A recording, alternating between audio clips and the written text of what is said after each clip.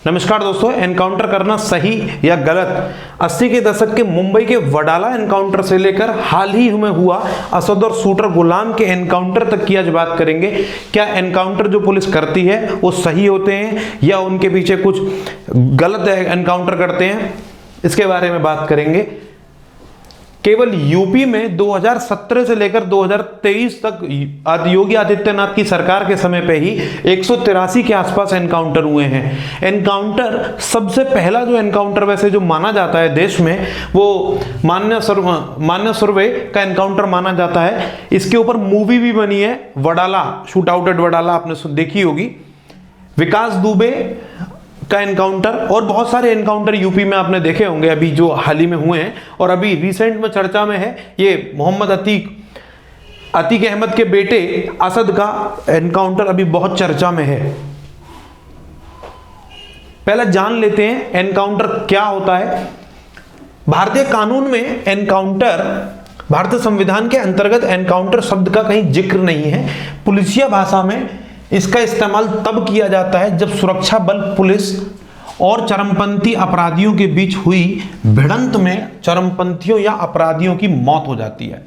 अर्थात कहने का मतलब यह है कि पुलिस की, वैसे तो संविधान में इसका जैसा कोई शब्द ही नहीं है, लेकिन जब पुलिस की भिड़ंत होती है उस समय यदि अपराधी की मौत हो जाती है तब उसे एनकाउंटर माना जाता है। भारतीय कानून में वैसे कहीं भी एनकाउंटर को वैध ठहराने का प्रावधान नहीं है, लेकिन कुछ ऐसे नियम कानून जरूर हैं जो पुलिस को यह ताकत देते हैं कि वो अपराधियों पर हमला कर सकती है।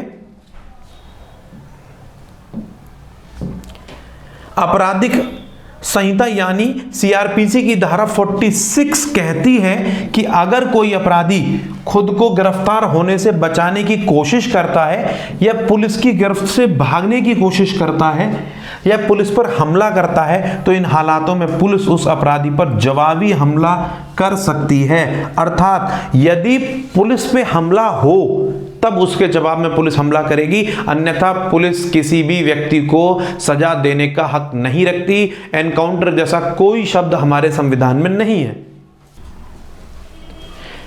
अतीक अहमद के बेटे असद और शूटर गुलाम को यूपी एसटीएफ ने 13 अप्रैल को झांसी में एनकाउंटर में मार दिया। ये अतीक अहमद का जो लड़का असद है, ये उमेश पाल की हत्या का दोषी था। इसका वीडियो वायरल हुआ था, आपने देखा होगा, और पुलिस ने इसे एनकाउंटर में फिर मार दिया। आखिर एनकाउंटर क्यों करना चाहती है जनता चाहती है कि अपराधियों का एनकाउंटर हो? कि अपने देश में न्यायिक व्यवस्था इतनी खराब है जो सरकार को या न्याय दिलाने के लिए लोग एनकाउंटर पे भरोसा करने लगे हैं? ऐसा क्यों है?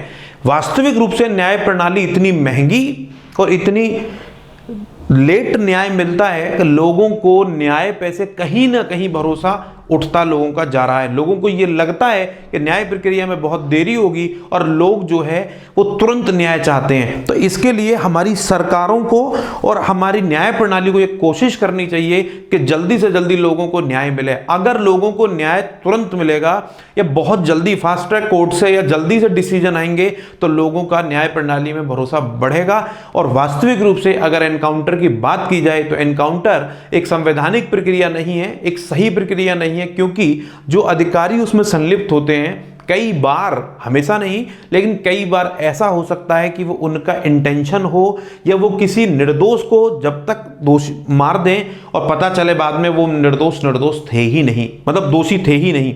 तो जब किसी व्यक्ति के साथ एनकाउंटर होता है तो ये भी उसको अपनी बात तक भी वो कोर्ट में नहीं रख पाया, क्योंकि ये देश में कसाब को भी पकड़ने के बाद में सरकारें उसको न्यायिक व्यवस्था में जाती है, उसको पूरी न्याय प्रक्रिया के तहत सजा मिलती है। तो एनकाउंटर समस्या का हल बिल्कुल भी नहीं है, लेकिन कभी कभी स्थिति ऐसी होती है कि एनकाउंटर ही पुलिस के आगे एक उपाय बचता है। लेकिन फिर भी कोशिश ये करनी चाहिए न्याय प्रक्रिया को कि जल्दी से जल्दी लोगों को न्याय मिले, ताकि ऐसी स्थिति ना आए कि पुलिस को भी किसी को एनकाउंटर में मारना पड़े या सरकारें एनकाउंटर पे जोर दें। ये हमारे संविधान के लिए, हमारे देश की कानून व्यवस्था के लिए बहुत ही खतरनाक है।